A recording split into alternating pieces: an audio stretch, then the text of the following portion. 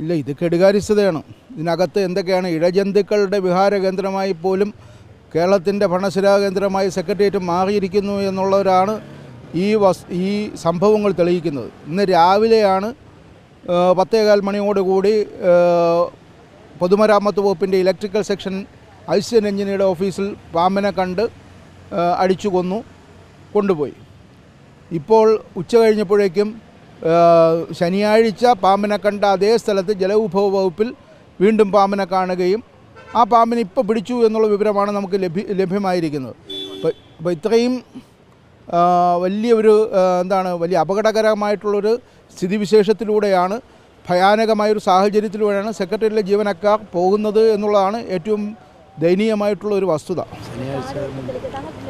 കാട് വെട്ടിത്തെളിക്കേണ്ട ആവശ്യമൊന്നുമില്ലല്ലോ, ഇതിനകത്ത് കാടൊന്നുമില്ല. സെക്രട്ടേറിയറ്റിൽ എവിടെ കാടിരിക്കുന്നത്? അങ്ങനെ കാടൊന്നുമില്ല.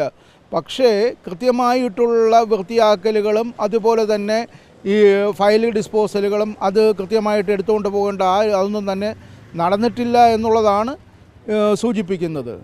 ഭരണപരമായിട്ടുള്ള ഒരു വീഴ്ചയുടെ ഭാഗമായിട്ടാണ് ഇത്തരത്തിൽ സംഭവങ്ങൾ ആവർത്തിച്ച് നടക്കുന്നത്.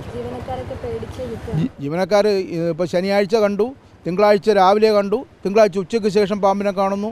ഇതെന്ന് പറയുന്നത് ജീവനക്കാരൻ എങ്ങനെ ഇതിനകത്ത് ജീവൽ ഭയമില്ലാതെ ജോലി ചെയ്യും എന്നുള്ള ഒരു അന്തരീക്ഷമാണ് ഉള്ളത്.